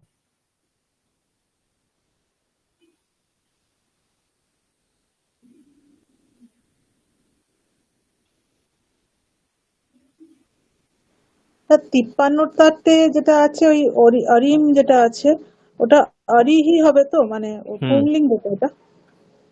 হ্যাঁ, ইকারান্ত পুংলিঙ্গ শব্দ, তার বিশেষণ হচ্ছে প্রবল অকারান্ত পুংলিঙ্গ। দ্বিতীয়ার প্রথম দুটোই দ্বিতীয়ার এক বচনে আছে। ঠিক আছে। ঠিক আছে। আচ্ছা, এরপর যেটা বলার সেটা হচ্ছে ত্বক তবতু প্রত্যয়। আচ্ছা, আপনাদের ত এবং তবতু প্রত্যয় নিয়ে শুভদীপ স্যার সম্ভবত পড়িয়েছেন তো? হ্যাঁ, পড়ানো হয়েছে। আচ্ছা, তো ত এবং তবতু প্রত্যয় নিয়ে যেহেতু আপনারা পড়ছেন, সেখানে আর ডিটেলসে আমি বেশি যাব না, যেহেতু আপনাদের পড়া আছে ব্যাপারটা। ঠিক আছে। কিন্তু ধরুন ত প্রত্যয়ান্ত কোনো বাক্য আছে। ঠিক আছে। যেমন ধরুন এখানে আমরা যদি এই বাক্যগুলোকে প্রয়োগ করি, রাম সাপ দেখেছিল। সকলেই জানি যে ত এবং তবতু প্রত্যয় অতীত কাল অর্থে ব্যবহৃত হয় এবং ত প্রত্যয় হচ্ছে কর্মণি এবং ভাবে হয়, তবতু প্রত্যয় হচ্ছে কর্তরি হয়। এই জিনিসগুলো আপনাদের মনে আছে? সব স্যার পড়িয়েছেন?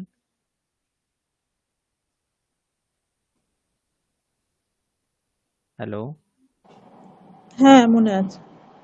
আচ্ছা, তাহলে আমি ত এবং তবতু প্রত্যয় আর বলছি না। ঠিক আছে। যেটা হয়ে গিয়েছে সেটা রিপিট করে লাভ নেই। কিন্তু যেটা এখন আমাদের দেখতে হবে সেটা হচ্ছে, ধরুন আমরা এই যে বাক্যগুলো আছে স্ক্রিনে, রাম সাপ দেখেছিল, রানী ভাত খেয়েছিলেন, রাজা মন্ত্রীকে ডেকেছিলেন, ভুবন অঙ্ক করেছিল, লতা অনুষ্ঠানে মঞ্চ থেকে গান করেছিল, অস্ট্রেলিয়া খেলায় জয়লাভ করেছিল, অজয় খাওয়ার জন্য লাঠির দ্বারা সাপ মেরেছিল, আপনারা সবাই কর্তরি কর্মণি ভালো বুঝেছেন, গাছ থেকে দুটি আম পড়েছিল। এই যে বাক্যগুলো আছে, ঠিক আছে, এখানে প্রতিটা ক্রিয়াপদ হচ্ছে অতীতকালকে বোঝানোর জন্য বলা হয়েছে। তাই এখানে আমরা ধাতুরূপে প্রয়োগ না করে এখানে কি করেছি, ধাতুর পর তবতু প্রত্যয়ান্ত যেই শব্দগুলো হবে সেগুলো ব্র্যাকেটে লিখেছি। এবং আমরা জানি তবতু প্রত্যয়ান্তর যে মেন শব্দ সেখান থেকে বত বাদ দিয়ে দিলে সেটা ত প্রত্যয়ান্ত রূপ হয়ে যায়। ঠিক আছে। যেমন দৃশ ধাতু থেকে তবতু করলে দৃষ্টবৎ, কিন্তু ত করলে দৃষ্ট। খাদ ধাতু থেকে তবতু করলে খাদিতবৎ, কিন্তু ত করলে খাদিত। ফু ধাতু থেকে আপূর্বক ফু ধাতু থেকে ত করলে আহুত, কিন্তু তবতু করলে আহুতবৎ।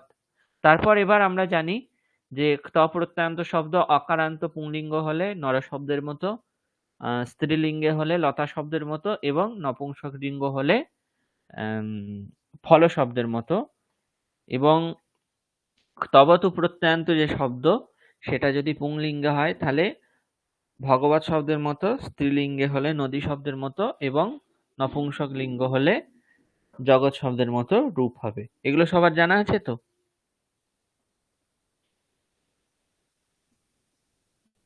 স্যার কেটে কেটে গেল, খিচুড়িটা আর একবার বলুন না। একবার বলতে হবে। ত প্রত্যয়ান্ত শব্দ যেহেতু অকারান্ত হয়, যেমন ধরুন এখানে আমরা বতটাকে বাদ দিলে দৃষ্ট পাচ্ছি, এটা অকারান্ত শব্দ, দৃষ্ট হচ্ছে ত প্রত্যয়ান্ত শব্দ। ঠিক আছে, খাদিতবৎ, এখানে বতকে বাদ দিলে খাদিত যে শব্দটা পাচ্ছি সেটা অকারান্ত শব্দ। আহুতবৎ, এখান থেকে বত বাদ দিলে যেটা পাচ্ছি সেটা হচ্ছে আহুত, অর্থাৎ এটা হচ্ছে ত প্রত্যয়ান্ত শব্দ। তাহলে দেখবেন প্রতিটা ত প্রত্যয়ান্ত শব্দ হচ্ছে অকারান্ত, এবং অকারান্ত হওয়ার জন্য যখন আর এটা তো আপনারা অবশ্যই জানেন যে ত এবং তবতু প্রত্যয়ান্ত শব্দ সবসময় বিশেষণ হয়। ঠিক আছে, যদি পুংলিঙ্গের বিশেষণ হয় ত প্রত্যয়ান্ত শব্দ তাহলে অকারান্ত নর শব্দের মতো রূপ হবে। যদি স্ত্রীলিঙ্গের বিশেষণ হয় ত প্রত্যয়ান্ত শব্দ তাহলে আকারান্ত লতা শব্দের মতো হবে। আর যদি নপুংসক লিঙ্গের বিশেষণ হয় তাহলে অকারান্ত নপুংসক লিঙ্গ যে ফল শব্দ সেই ফল শব্দের মতো ত প্রত্যয়ান্ত শব্দের রূপ হবে। এবং তবতু প্রত্যয়ান্ত শব্দ যদি পুংলিঙ্গের বিশেষণ হয় তাহলে তকারান্ত যে পুংলিঙ্গ শব্দ ভগবৎ শব্দ সেই ভগবৎ শব্দের মতো রূপ হবে। স্ত্রীলিঙ্গ হলে দীর্ঘ ইকারান্ত যে নদী শব্দ তার মতো রূপ হবে, যেমন দৃষ্টবতী, খাদিতবতী, আহুতবতী, কৃতবতী, গীতবতী, লব্ধবতী, মারিতবতী, অবগতবতী, পতিতবতী ইত্যাদি।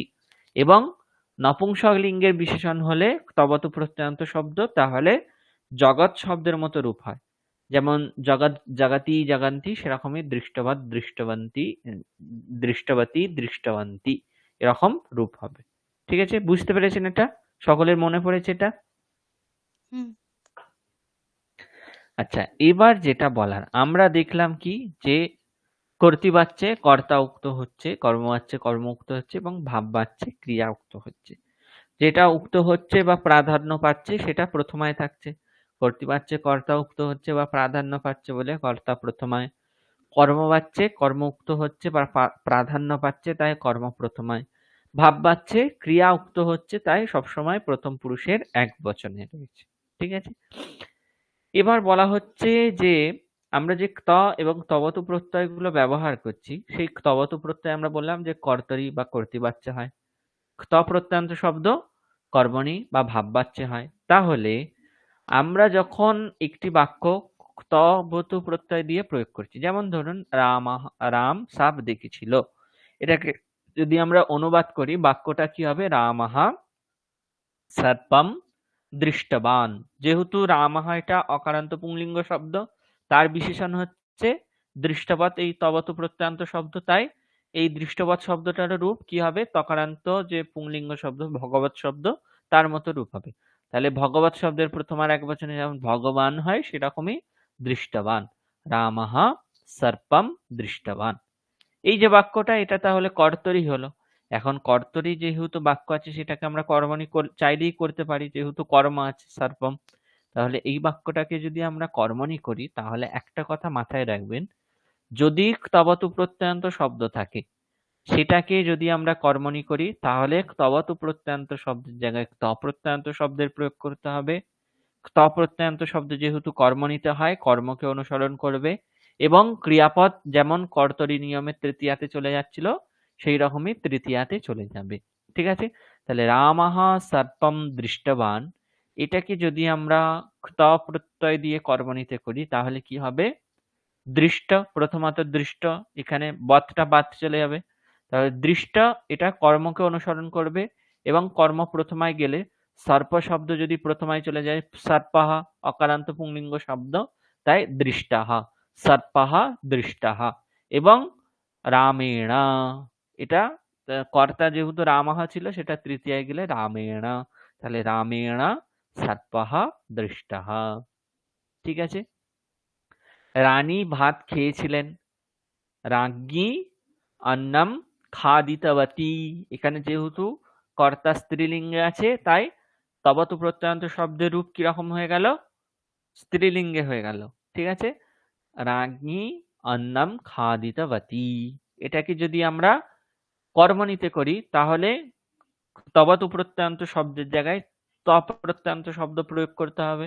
তাহলে ত প্রত্যয়ান্ত শব্দ পেতে গেলে বতটাকে বাদ দিয়ে দিতে হবে, খাদিতা মেন শব্দ হবে এবং সেটি কর্মকে অনুসরণ করবে।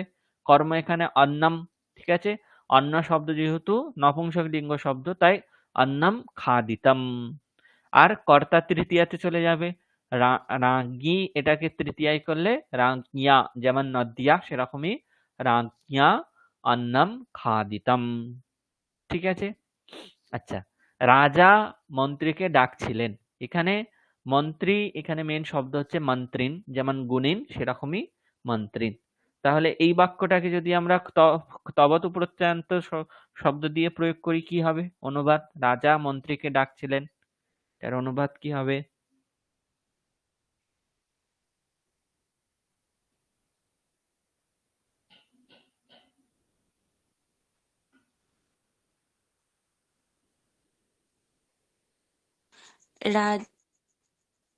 রাজা মন্ত্রিন আহুতবান। তার জন্য আমি আগেই বললাম মন্ত্রিন এখানে হচ্ছে নকারান্ত পুংলিঙ্গ যে গুণিন শব্দ তার মতো রূপ হবে। গুণিন শব্দের রূপ মুখস্থ করেছেন আপনারা?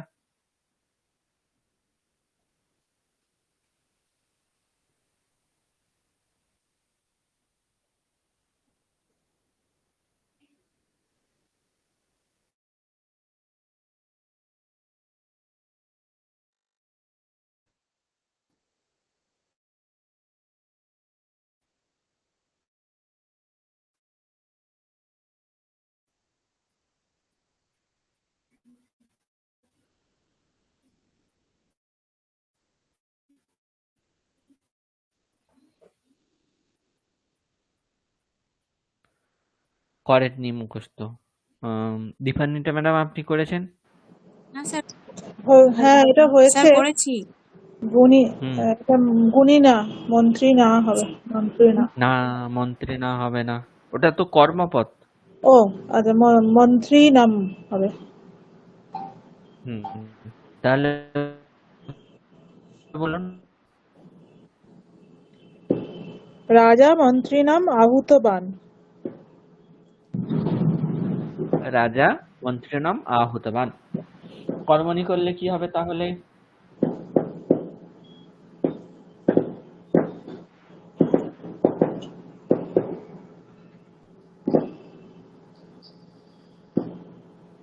কর্মণি করলে কি হবে? রাজনের এটা কি হয় তৃতীয়া বিভক্তিতে? রাজ্ঞা। আচ্ছা, তাহলে রাজ্ঞা মন্ত্রী মন্ত্রী আহুতঃ। আহুতঃ, যেহেতু মন্ত্রী এটা নকারান্ত পুংলিঙ্গ শব্দ, ঠিক আছে? রাজ্ঞা মন্ত্রী আহুতঃ, ঠিক আছে? তারপর ভুবন, এটা সাধনা ম্যাডাম বলুন কি হবে? ভুবন অঙ্ক করেছিল, এটাকে যদি আমরা অনুবাদ করি কি হবে?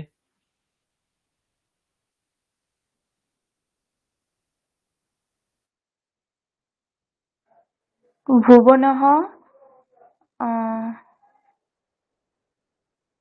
সে অঙ্কটা নপুংসকলিঙ্গ নাকি পুংলিঙ্গ হবে? গণিতম, গণিতম।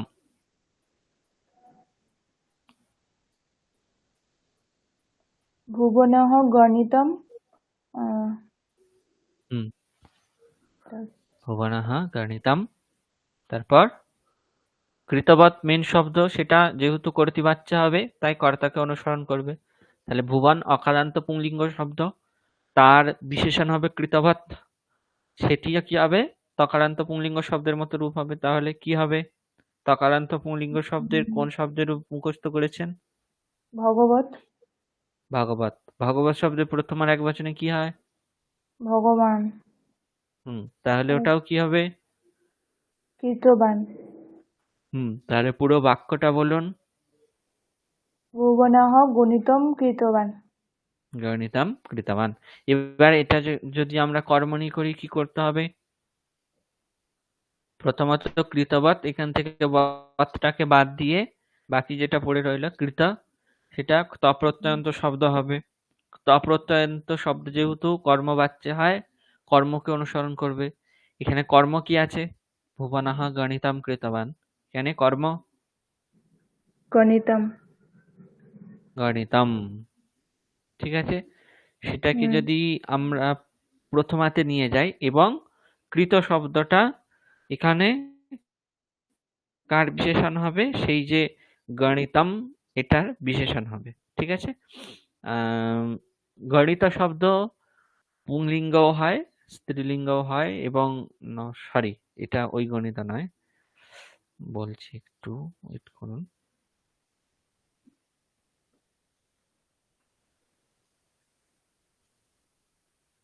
গণিতম হচ্ছে ক্লিবলিঙ্গ শব্দ।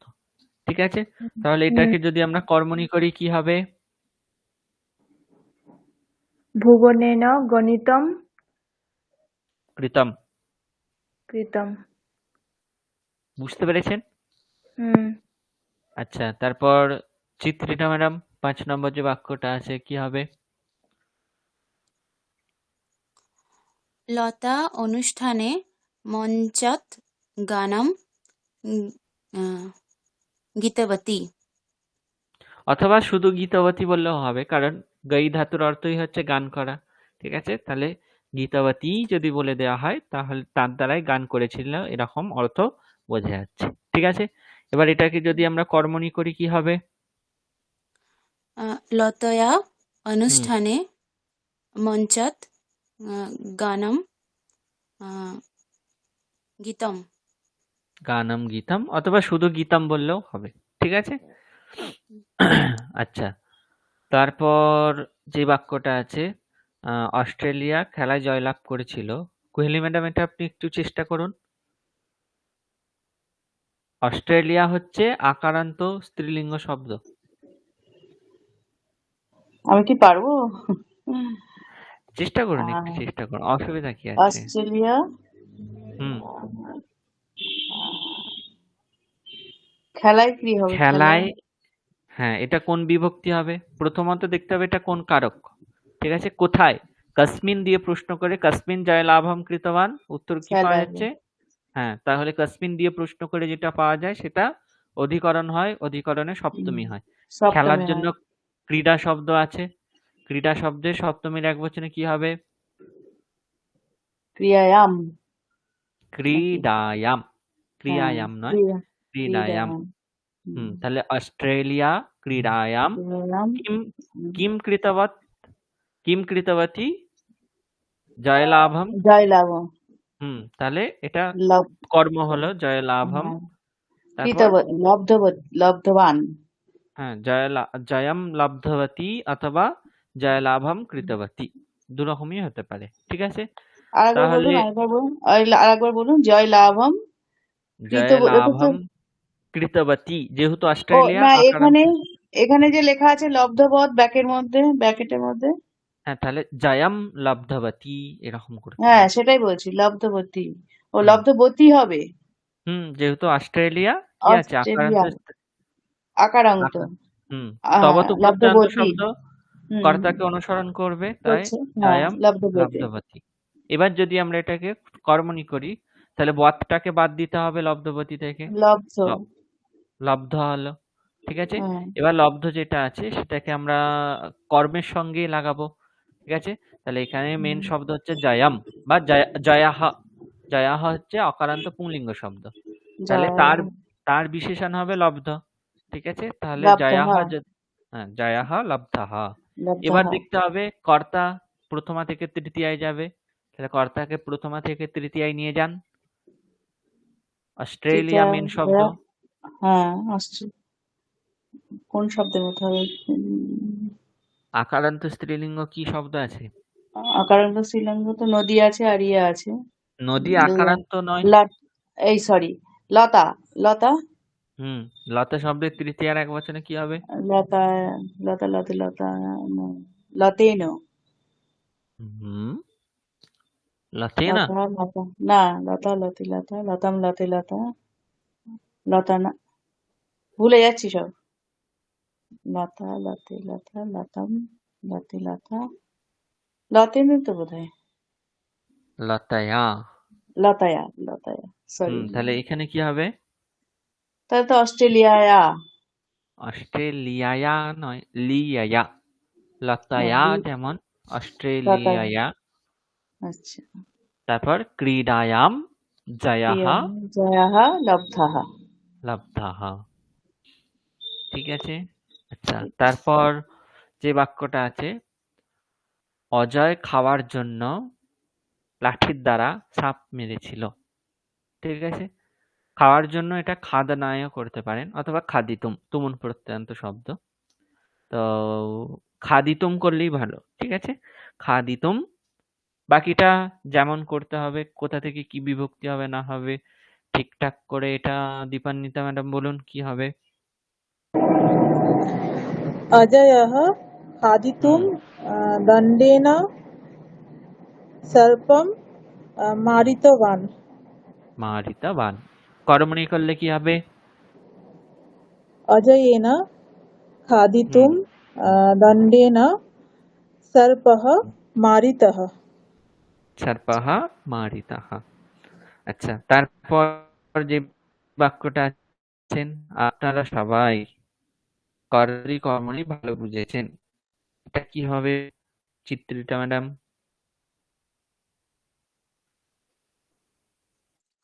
হ্যাঁ স্যার। স্যার আমরা স্ক্রিনটা দেখতে পাচ্ছি না। আপনা উম, এবার দেখতে পাচ্ছেন? হুম। ভবতী আপ- না, ভবতী নয়, ভবতী ভবান মানে তো শব্দ আপনি। ব্যবহার করতে। কি শব্দ? ভবতী, ভবৎ হচ্ছে মেয়ে শব্দ। আপনি বোঝাবার জন্য ভবৎ বলে একটা শব্দ আছে, সেটা। ভবৎ শব্দ স্যার পড়া হয়নি। ভবান ভবন্তৌ ভবন্তঃ, হ্যাঁ। ভবন্তম ভবন্তৌ ভবতঃ, ভবতা ভবদ্ভ্যাম ভবদ্ভিঃ। ঠিক আছে, তাহলে বহু বচন আছে, ভবন্তঃ সর্বে, তারপর দাঁড়া। হ্যাঁ। ভবন্তঃ সর্বে কর্ত হুম, কর্তরিম কর্মণি। উহুম, উহুম, উহুম। কর্তারি আর কর্মণি এগুলোর কোনো চেঞ্জ হবে না। ঠিক আছে, কর্তারি আর কর্মণি এগুলো কি আছে, সপ্তমীর এক বচনে আছে তো। হুম হুম হুম। তাহলে সপ্তমীর এক বচনে কোনো চেঞ্জ হবে? না, তাহলে ভবন্তঃ সর্বে কর্তরি কর্মণি। হুম, ভালোটা হচ্ছে সম্যক, ভালো সম্যক। আচ্ছা, সম্যক। হুম, সম্যক। এখানে যেহেতু আমরা হুম। সবাই স্ত্রীলিঙ্গ, তাই অবগতবতী। হুম, স্ত্রীলিঙ্গ হয় তাহলে মেন শব্দ এখানে ভাব, ভাবানী দীর্ঘইকারান্ত শব্দ। ঠিক আছে, হ্যাঁ স্যার। তাহলে ভাব, স্যার কথা কাটছে, শোনা যাচ্ছে না। স্ত্রী-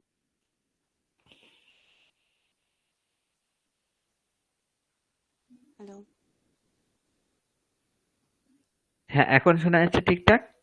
হ্যাঁ হ্যাঁ স্যার, শুনতে পাচ্ছি। হ্যাঁ, যদি স্ত্রীলিঙ্গে বলতে হয় তাহলে আপনারা এটা বোঝাবার জন্য ভবতি দীর্ঘ ইকারান্ত শব্দ ব্যবহার করতে হবে। ঠিক আছে, তার বহু বচনে হচ্ছে ভবত্যাহ। ঠিক আছে, হুম হুম। ভবত্যাহ। তারপর সর্বশব্দের বহু বচনে কি হবে স্ত্রীলিঙ্গের? সর্বः। সর্বা, সর্বে, সর্বাः। ভবত্যাহ সর্বাः সর্বः। কর্তরি কর্মণি কর্তরি সম্যক। কর্মণি, হ্যাঁ সম্যক। তারপর কি হবে সেটা বলুন। ক্রিয়া তবতু প্রত্যয়ন্ত শব্দের রূপ কিরকম হবে, কেন হবে বলুন। এটা নদী শব্দের মতো হবে, নদীর বহু বচন নদ্যঃ, তো অবগত্যঃ। হুম হুম, নদ্যাহ হলে মেন শব্দ তো এখানে অবগতবতী। মেন শব্দ কি? অবগতবতী। অবগতবতী। হুম, হুম, তাহলে অবগতবত্যঃ। হ্যাঁ, অবগত বত্যাহ। ভবত্যাহ সর্বাः কর্তারি কর্মণি সম্যক অবগতবত্যঃ। সেটাকে যদি এখন চেঞ্জ করা হয় কি হবে? সেটা হচ্ছে ভবতা, তৃতীয়াতে ভবতাই তো বললেন স্যার। ভবতা নয়, এখানে তো নদী দীর্ঘ ইকারান্ত শব্দের মতো হয়ে যাচ্ছে স্ত্রীলিঙ্গে, তার বহুবচন কি হবে? নদীর বহুবচন তৃতীয়ায় নদীভিহি। তাহলে এখানে কি হবে? তো ভব ভবতিভিহি। ভবতিভিহি, তারপর সর্বা, এটাও আকারান্ত স্ত্রীলিঙ্গ শব্দ, তার তৃতীয়ার বহুবচনে নিয়ে যেতে হবে। হ্যাঁ, তো নদী নদীভিহি আর নদীবিহি নয়, ভবতিবিহি। এটা সরি ভবতিভিহি, লতাভিহি, সর্বাভিহি, হুম তারপর কর্তরি কর্মণি, সম্যকটা সম্যকটা কি হবে স্যার? সম্যকটা সম্যক, ওটা অব্যয় পদ। আচ্ছা, সম্যক, তারপর এটা হবে লতা শব্দের মতো স্ত্রীলিঙ্গ, তাহলে অবগত অবগত উহুম, উহুম, অব উহুম। বলুন। উম, অবগতাহ। না, অবগতঃ পুংলিঙ্গ কেন হবে? এখানে পুংলিঙ্গর মতো কিছু আছে কি? না,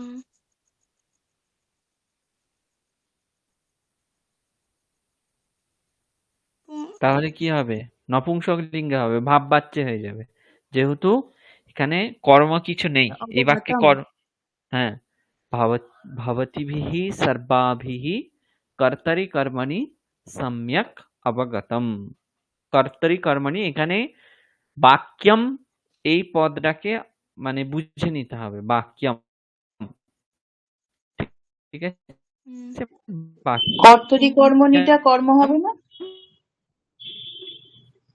না, ওটা সপ্তমীর এক বচন। এখানে বাক্যম বলে একটা আলাদা পদ ভেবে নিতে হবে, যেটা আসল পদ সেটা এখানে নেই, ওরকম ভেবে নিতে হবে।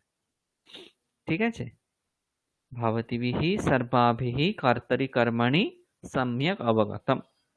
অবগতম কেন হলো? বাক্যম এইরকম একটা কর্মপদ আমরা কি করে নিলাম, মনে মনে ভেবে নিলাম, সেই জন্য অবগতম এইরকম করলাম। ঠিক আছে, বুঝতে পেরেছেন? হ্যাঁ স্যার। হ্যাঁ, তারপর গাছ থেকে দুটি আম পড়েছিল, বৃক্ষাৎ আমরে, দ্বিবচন, দুটি আম, আমরে। আমরাম হচ্ছে মেন শব্দ, এই মেন রূপ, তার দ্বিবচনে আমরে, আমরাম, আমরে, আমরাণী। ঠিক আছে, বৃক্ষাৎ আমরে, তারপর পতিতবৎ, এটা কি হবে? জগৎ শব্দের মতো রূপ হবে, যেহেতু আমরা এটা নপুংসক লিঙ্গ শব্দ, তার বিশেষণ হিসেবে পতিতবৎ এখানেও কি হবে? নপুংসক লিঙ্গই হবে। এখন তকারান্ত নপুংসক লিঙ্গ শব্দ কার মতো রূপ হয়? জগৎ শব্দের মতো, তাহলে জগৎ, জগতি, জগন্তি। ঠিক আছে, তাহলে আমরে পতিতবতী। বুঝতে পেরেছেন? আচ্ছা, পদ ধাতু যেহেতু পতিত বতী না পতিত বন্তি? নাম তো পতিতে বন্তি হবে না। দ্বিবচন, ও আচ্ছা আচ্ছা। জগৎ, জগতি, জগন্তি, পতিতবতী। বুঝতে পেরেছেন চিত্রিটা ম্যাডাম? হ্যাঁ হ্যাঁ স্যার, আমি একটু মিস করে গেছিলাম দ্বিবচন। হুম আচ্ছা, এবার এটাকে যদি আমরা বাচ্যান্তর করতে যাই, তাহলে প্রথমেই দেখতে হবে পদ ধাতুকে কি এবং কি দিয়ে প্রশ্ন করে। একটি উত্তর পাওয়া যাচ্ছে, তাই এটা অকর্মক ধাতু, কর্মবাচ্য হবে না, ভাববাচ্য হবে। তাহলে ভাববাচ্য হলে যেমন ক্রিয়াপদ থাকলে প্রথম পুরুষের একবচন হয়, সেরকমই ত প্রত্যয়ান্ত রূপ থাকলেও প্রথম আর একবচনে হয়ে যাবে, কিছু না দেখে প্রথম আর একবচনে হয়ে যাবে, তাহলে পতিতম। কিন্তু আমরে, এটা দ্বিতীয়ার প্রথম আর দ্বিবচন ছিল, সেটা তৃতীয়ার দ্বিবচনে চলে যাবে, তাহলে বৃক্ষাৎ আমরাভ্যাম পতিতম। বৃক্ষাৎ আমরাভ্যাম পতিতম। বুঝতে পেরেছেন?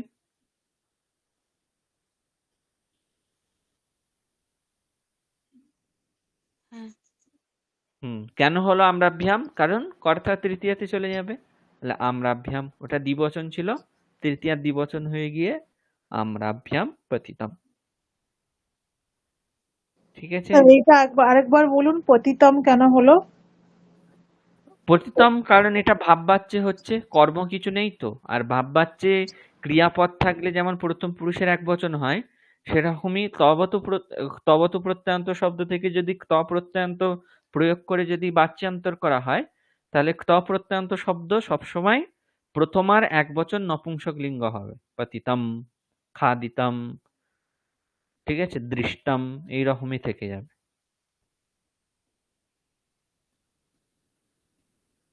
আচ্ছা, মানে যে ভাববাচ্চা যেরকম প্রথম পুরুষের একবচন হয় সেটাই হবে, আর তার হুম সঙ্গে নপুংসক লিঙ্গের যে রূপটা হয় ওইটা হবে। হুম হুম হুম। এখানে তো পুরুষ নেই, শব্দ আসলে তো ক্ত প্রত্যয়ান্ত শব্দ বলছি আমরা। হ্যাঁ প্রত্যয়ান্ত শব্দের তো প্রথম পুরুষ না, প্রথম আর হ্যাঁ, প্রথম এক আর বচন একবচন। এবং হুম, নপুংসক লিঙ্গ। ঠিক হ্যাঁ। আছে, আর কর্তা যেমন ওখানে তৃতীয়াতে যাচ্ছিল কর্ম নিতে, সেরকম এই ভাবে সেরকম এখানেও কর্তা তৃতীয়াতে চলে গেল। তাহলে বৃক্ষাৎ আম্রাভ্যাম পতিতম।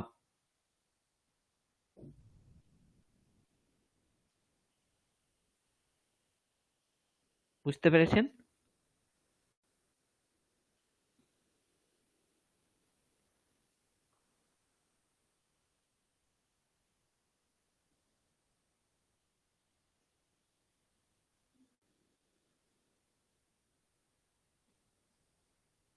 আচ্ছা, এবার বলুন তাহলে কারো কিছু প্রশ্ন আছে নাকি?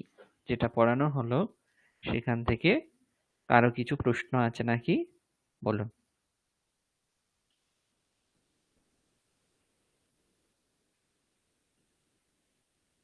প্রশ্ন নেই, তাই তো? এবার তাহলে দেখুন, আমরা এই যে এখানে বাক্যগুলো যে অভ্যাস করলাম, এখানে যে ব্র্যাকেটে ত প্রত্যয়ান্ত রূপগুলো ছিল, ক্রুরাহা দৈত্যাহা মুনিন বিস্মরতি, ঠিক আছে, তাহলে এই যে ত প্রত্যয়ান্ত রূপটা যদি এবার আমরা প্রয়োগ করি, তাহলে এই বাক্যটা পুরো কর্মনীতে হয়ে যাবে। ঠিক আছে, তাহলে কর্মনীতে করতে গেলে কর্তা তৃতীয়ায় যাবে, কর্ম প্রথমায় যাবে, এবং এই যে ত প্রত্যয়ান্ত রূপ সেটা কর্মকে অনুসরণ করবে। তাহলে এখানে যদি আমরা এই বিস্মরতি এটাকে আমরা ত প্রত্যয়ান্ত রূপ দিয়ে প্রয়োগ করি, তাহলে কি হবে? ক্রুরেনা দৈত্যেনা মুনিহি বিস্মৃতাহ। যেহেতু মুনিহি এটা ইকারান্ত পুংলিঙ্গ শব্দ, তাই বিস্মৃতাহ। ক্রুরেনা দৈত্যেনা মুনিহি বিস্মৃতাহ। শারদয়া রম্যা কবিতা লিখিতা। এখানে যেহেতু কবিতা আকারান্ত স্ত্রীলিঙ্গ শব্দ, তার বিশেষণ হিসেবে লিখিতা হলো। ক্রুরেণ রাক্ষসেন দুর্বলাহ জনাহ তুন্নাহ। যেহেতু জনাহ এটা বহুবচনে আছে, তাই তুন্নাহ। মাত্রা উমায়া কাঞ্চি গতা। যেহেতু দীর্ঘ ইকারান্ত স্ত্রীলিঙ্গ শব্দ, তাই এটাও স্ত্রীলিঙ্গে গিয়ে গতা হবে। প্রখরেণ অগ্নিনা আর্দ্রম কাষ্ঠম দগ্ধম। যেহেতু কাষ্ঠ এটার বিশেষণ, তাই দগ্ধম। এইভাবে প্রতিটা বাক্যের হবে। এবার বুঝতে পেরেছেন? এবার যদি আমি বলি যে এটাকে তবত প্রত্যয়ান্ত দিয়ে করেন, সেটাও করা যাবে। ক্রুরাহা দৈত্যাহা মুনিন বিস্মৃতবান। শারদা রম্যাম কবিতাম লিখিতবতী। ক্রুরাহ রাক্ষসः দুর্বলান জনান তুন্নবান। ঠিক আছে, মাতা উমা কাঞ্চিম গতবতী। প্রখরः অগ্নিঃ আর্দ্রম কাষ্ঠম দগ্ধবান। বুঝতে পেরেছেন? কারো কিছু প্রশ্ন কিংবা বুঝতে অসুবিধা?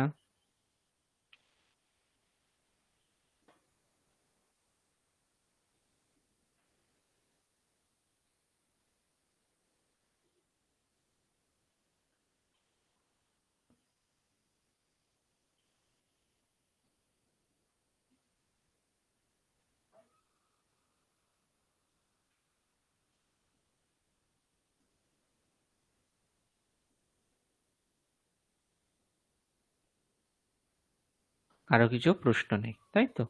তাহলে এবার বাড়ির কাজ কিছু দিতে হয়।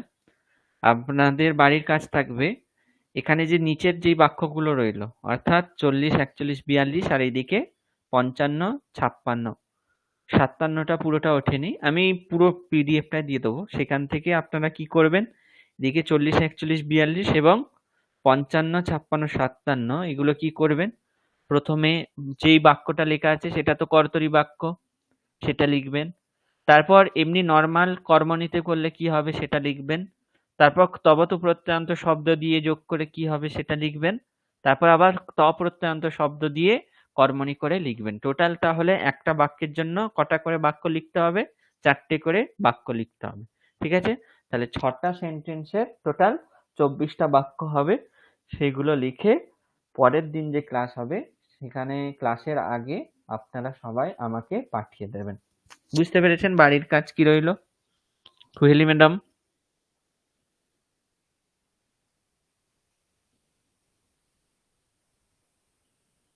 আচ্ছা, বাকি চিত্রিতা ম্যাডাম বুঝেছেন বাড়ির কাজ কি? হ্যাঁ স্যার। সাধনা ম্যাডাম? হ্যাঁ স্যার। আচ্ছা, দীপান্বিতা ম্যাডাম? হ্যাঁ, বুঝেছি। আচ্ছা, ঠিক আছে, তাহলে যদি কিছু প্রশ্ন না থাকে আমরা তাহলে আজকের ক্লাস এখানেই শেষ করব। যদি কিছু প্রশ্ন থাকে তাহলে করতে পারেন। স্যার তো আর তবত প্রত্যয় করার সময় যে কর্তাকে অনুসরণ করে করতে হবে তো? তবত প্রত্যয় যখন করবেন কর্তাকে অনুসরণ করবে, যখন প্রত্যয়ান্ত শব্দের করবেন তখন প্রত্যয়ান্ত শব্দ কর্মকে অনুসরণ করবে। আচ্ছা। ঠিক আছে, বাক্য রচনা করতে গিয়ে যদি কিছু অসুবিধা হয় তাহলে অবশ্যই জিজ্ঞাসা করতে পারেন গ্রুপে কিংবা পার্সোনালি, কোনো অসুবিধা নেই।